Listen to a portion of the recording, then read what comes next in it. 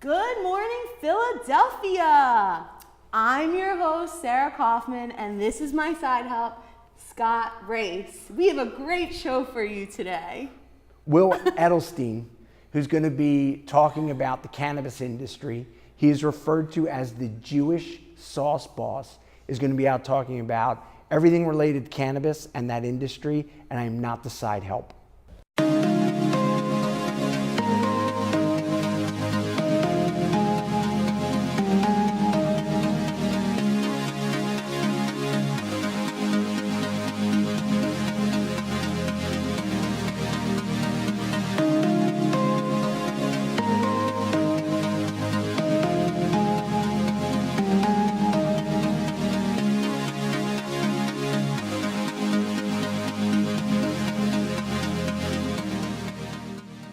Good morning, Philadelphia, and thank you for joining us for another show of Race on Main Street.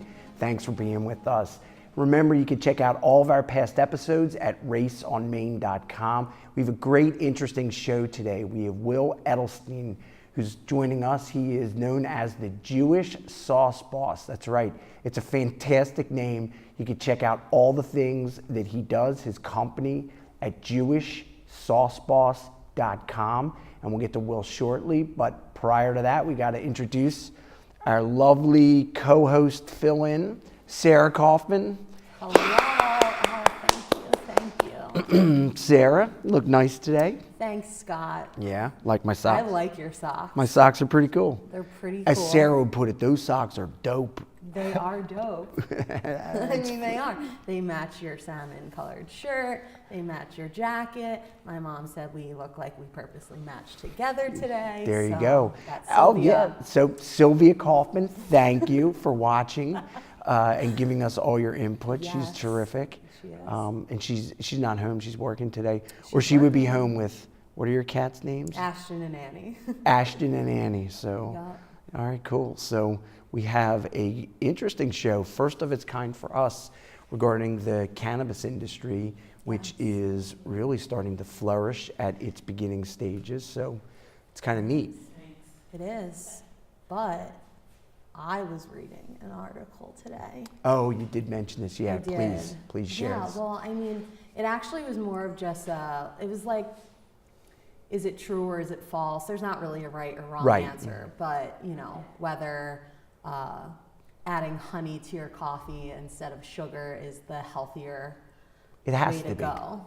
Well, so it is, but honey actually is higher in calories than sugar is. So pretty much what it said was, it is the healthier way, but if you're doing it solely for the flavor, then it doesn't really make a It difference. might not make sense. But you know what, though, for those who use, like I do, like an artificial sweetener, because I can't eat sugar, Right. maybe, or I'm not supposed to, maybe it's a better choice Yes. from that standpoint. True. And a little bit healthier. But what's interesting, and we talked about this earlier, is that it's allergy season. Yes. And I've read an awful lot about honey and bees. I read a lot, I do. So they talk about localized honey for whatever, having some significant help when it comes to allergies, because the pollen that's in the air, you're ingesting through your digestive system and immune system through the honey, and it's supposedly, I've read, can be helpful with allergies. So I don't know if people want to try to substitute that honey in, but it's got to be local honey. It can't be just mass produced in California or whatever and brought here. You got to go get local from like a local nutritional shop. Right. So Buying local's the way to go anyway these days. it's not bad. Our last guests, they're all American-made products. Pretty cool. Yes, So, very cool. yeah, buying local. So we got an interesting show today. It's different. I know. We have the Jewish sauce boss Jewish here. sauce boss. Yeah, I've never met a Jewish sauce boss. Well, there's always a first. Yep, and we have him today. So Yeah, so we have Will Edelstein. He is from right here, Philadelphia. He attended Penn State, graduated with his hospitality management degree there, went on to work at casinos for about 4.5 years before he decided to become an entrepreneur and launched Jewish Sauce Boss in 2017. And his goal is to really, break the stigma of the cannabis industry and help market, plan events, and, spread the word. So thank you for being here with us. Thanks for having me. It's great to be here, guys. Welcome. We appreciate it. You're all decked out in the Jewish Sauce Boss regalia. So. Yeah, you'll see me in this every single day where I go. I guess if you're going to market yourself, you got to market yourself, right? Definitely. So tell us, Jewish Sauce Boss. Just give us tell the world what that is. Absolutely. So she alluded to it very well. I started this to end the stigma of cannabis and normalize the conversation. There's a lot of negativity when people discuss cannabis still today. And what I like to do is be authentic by documenting a lifestyle enhanced by cannabis. And anybody that's close to me, anybody that has associated with me has seen that I use cannabis in a way that only makes me a better person.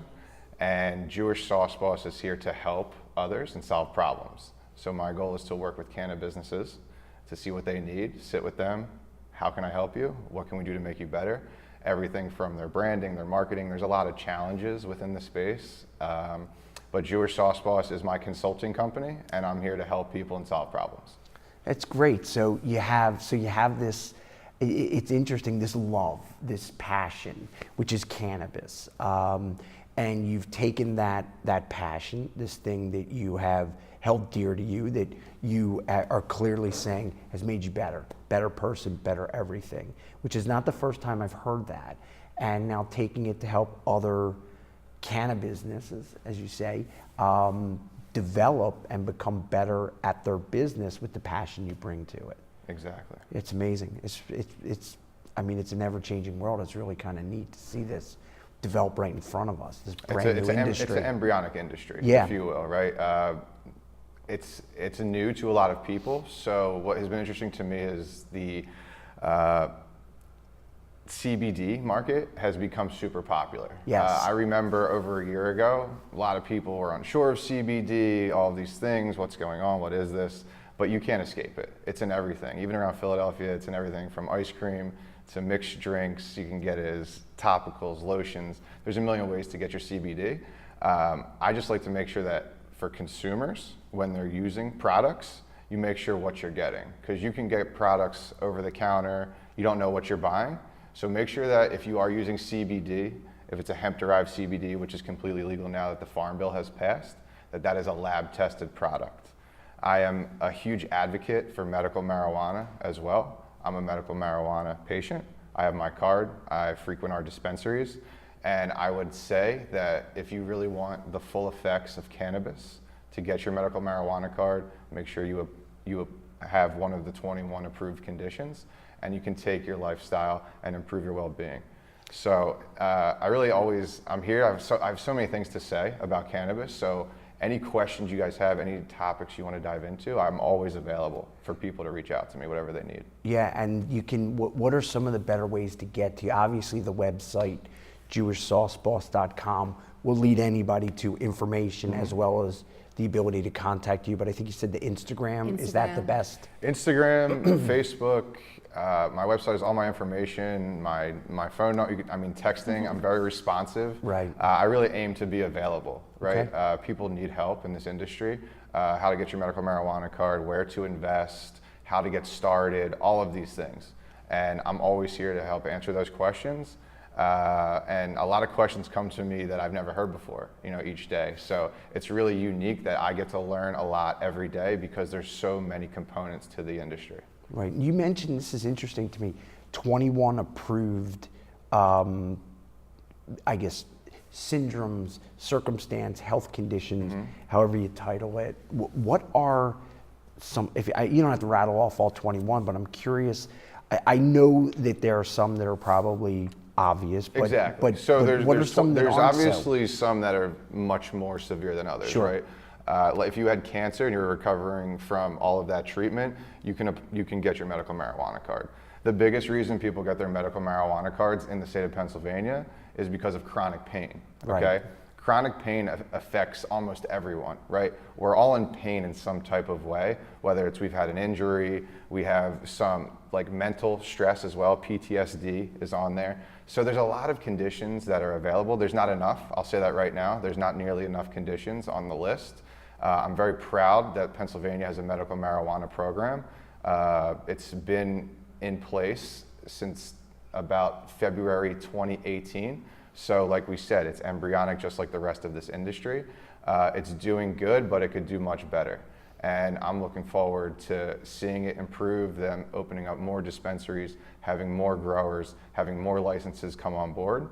And I'm here to make sure people understand what's going on within the space. And I want to break it down and talk about it and really get into how we can help these patients, these dispensaries, and everybody in the ecosystem. Yeah, it's amazing. I happened to just read, and I was talking to a friend about this, and I know this is not, but you'll see where I'm going with this.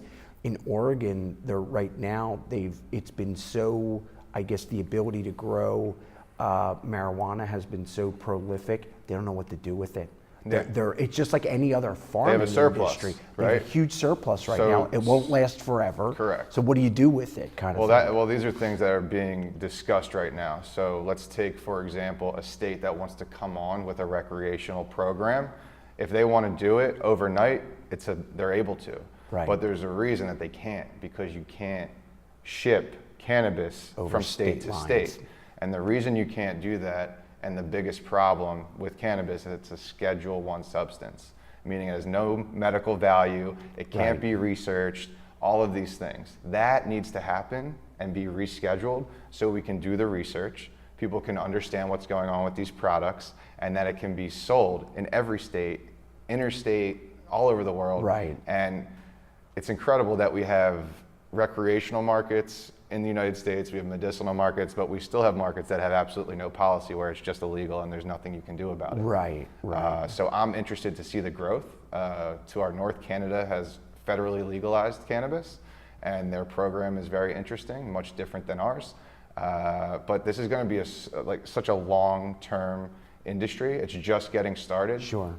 We're still going to see who's going to shake out to become the Coca-Colas, the Starbucks, the McDonald's of the cannabis industry, and brands are fighting for that space right now. It's funny you mentioned that, because if I were a betting person, I would say that Philip Morris, R.J. Reynolds, Coors, Merck, they're going to be they're going to end up, they're going to buy all what essentially, or could, are these like small labs. So Merck goes out and buys smaller labs that are developing drugs. They pay them a handsome amount of money, and then they take it on and do whatever they do with it. It'll be curious. I mean, I don't know if that's going to take place, but it's curious to see what will happen at this infancy. It's really pretty Off the amazing. top of my head, I can't remember the company, but I know Philip Morris made a significant investment into the cannabis space. I can't remember the name of the company off the top of my head. And it's interesting to see the players coming in outside of cannabis who understand the impact, significance, and profitability. Yeah. With that said, you saw Constellation Brands invest into canopy growth, billions and billions of dollars. And the amount of investment out there for cannabis businesses that actually are hitting the mark, helping people, solving problems, coming out with great products, owning their brands, really pushing it forward, they're going to last. And you see that. Canopy Growth made a purchase of Acreage Holdings, I believe, and they're positioning themselves to come into the United States once federal legalization happens. That's interesting. Until then, a lot of people won't touch the U.S. market because there's a lot of uncertainty. Sure. So for me as a consultant, it allows me to do what I do best, which is come in and see how we can improve things, shake things up, push the envelope, and figure out how we can all last in this industry. Right. Have you done any type of like political lobbying in Harrisburg for Pennsylvania? Is that part of it, or? I haven't really Yeah. jumped into the lobbying efforts. I've more so taken it upon myself to build a brand that always accentuates what I believe in, Right. which is the destigmatizing cannabis, normalizing the conversation, and removing the negative perception. And I do that every single day. So when I get the chance to go to the Capitol, or if I'm here, you're going to get that. Right. So no matter where I am or what I'm doing, that's the conversation I'm talking about, the energy and the emphasis that I'm going to bring to the table. And what about the other components of cannabis? Forget the idea of ingesting it. What about the idea of making clothes out of it? Well, it's an interesting story who was the Robber Baron, who was the newspapers, I can't think of who it is, but they fought about this at like the turn of the century, and Cannabis lost because he owned tree farms Well, exactly. to make newspapers. So, So hemp is what you're referring to. Correct. Hemp is a derivative of the cannabis plant. So hemp is a non-intoxicating form of cannabis if Right. you were to consume the hemp-derived CBD.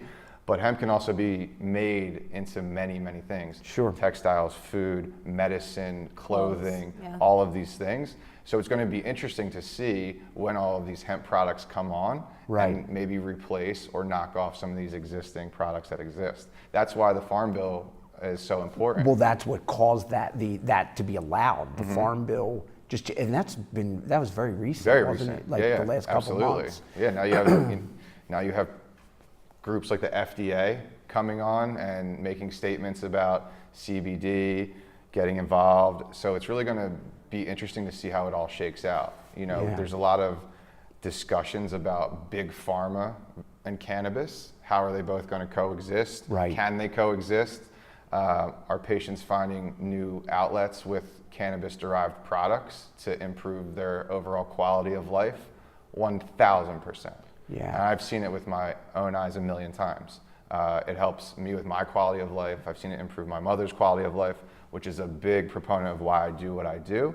And it is one of the most fascinating things when someone uses a cannabis product and you see the relief immediately.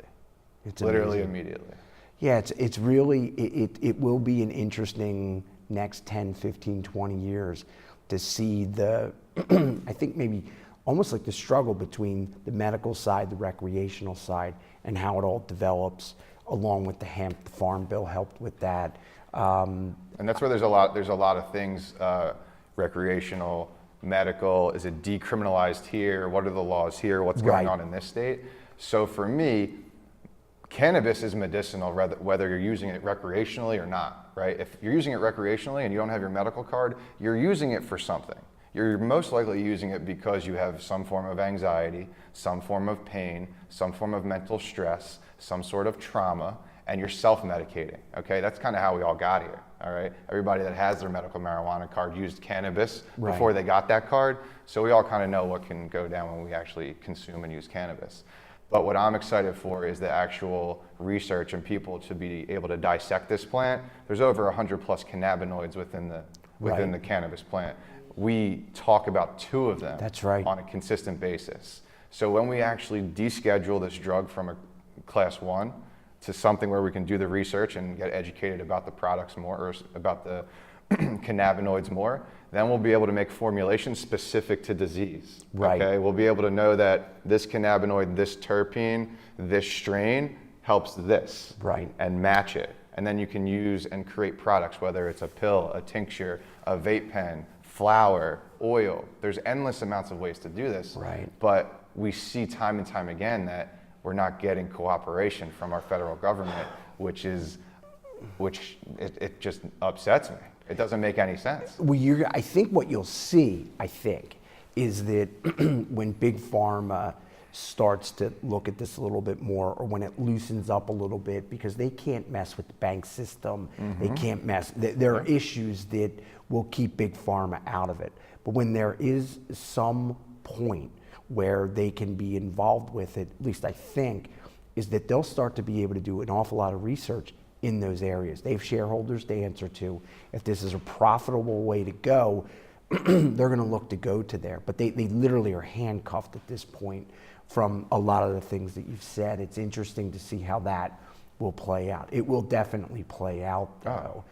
Here's one thing, though, that I've heard a number of times, because I have another friend who works for a dispensary, and that she has come to me and said, and I'm curious, I'm sure you've heard this, that a lot of people say, well, I'm not going to go to a dispensary it's much cheaper for me to go buy cannabis out on the street. Now I know the pros and cons to it, but share with us a little bit about that. I mean, obviously the cons are you don't know where it's coming from. That's the main con. So do you hear any of this kind of stuff? Or? Well, I guess I have a different perspective, right? Because for me, cannabis is a community and it's a culture, okay? Before we had any of these markets or medical marijuana dispensaries, you used to call your weed dealer and you used to say, hey, I need some weed because I have a headache, or I have menstrual cramps, or I'm sad, or I'm stressed out, and you called your weed guy, okay?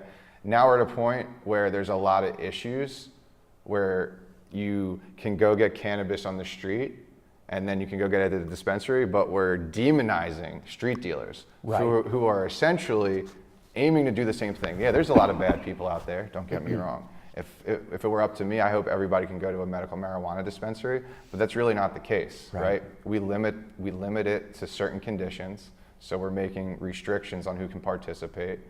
The price of products at the medical marijuana dispensary it's insanity, right? Yeah. If we actually truly want to have affordable medicine, we can make affordable products. You can get a gram of cannabis in Oregon or a recreational market for a couple dollars, okay?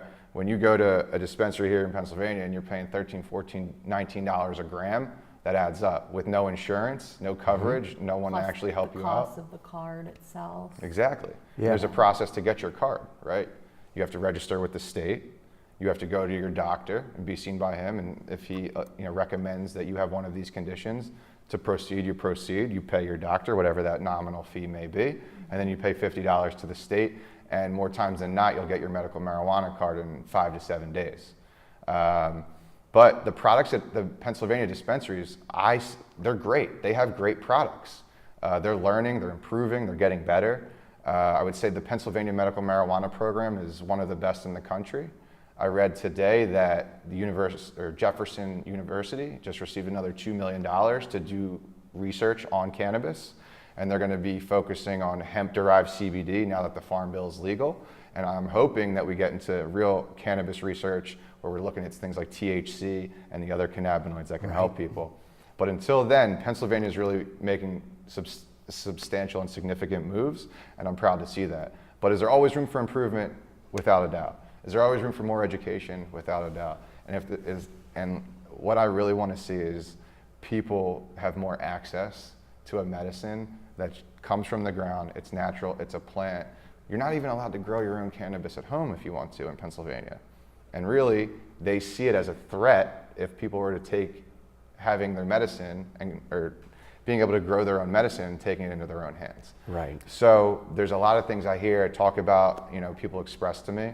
But I will say overall, I'm very proud that Pennsylvania has a medical marijuana program. I'm glad we're helping people. I'm glad we're solving their problems. I'm glad we're getting people off of opioids, and things are moving forward. Yeah, and that's, I think, the best point to it is that they obviously can't just jump in head first. They have 12.5 million people to be responsible for in Pennsylvania, so they'll take their steps and make sure that it's good and cautious and go from there. It's funny, you know why it's so expensive at the dispensaries? Tell me. I'll take a guess. I'll see if I get it right. I mean, because, you're getting the... Nah, I'll tell you, you're not gonna get it. The dispensaries have no ability to write anything off, okay? So any money that they pay to employees and things like that, they're taxed on, okay? That's what I was going to say. Yeah, no, you weren't. So it's a big deal. I mean, if you have $1 million payroll, you're paying taxes on that $1 million, whereas every other business, no such luck, they don't have that. So as a result, I mean, that just by itself is a huge inflation of the price because you have to pay for it. There's one bank, I think, in Pennsylvania, maybe two, that will deal with the cannabis industry. And the fees and the rates and everything are through the roof because they're dealing with cash, it's more time consuming to deal with. So as a result, there's greater costs and it gets pushed down to the consumer. So I have 2 questions. Yes. All right. Okay. I think those are the main reasons. Could be. Okay, 2 questions. First one, you named a few different ways that you can, I guess, use. Consume. Yeah, consume. So of those ways, you said oil, tincture, whatever other ones you said. is there a certain type of consumption that works better, or? The unique thing about cannabis, it's a individualized medicine, just like most medicine, in my opinion. For a product for a particular person might not work the same for another person. I've talked to people that say that the dry flower works best for them. Other people, oils work best for them. Other people, tinctures under the tongue work best for them. There's all types of products out there.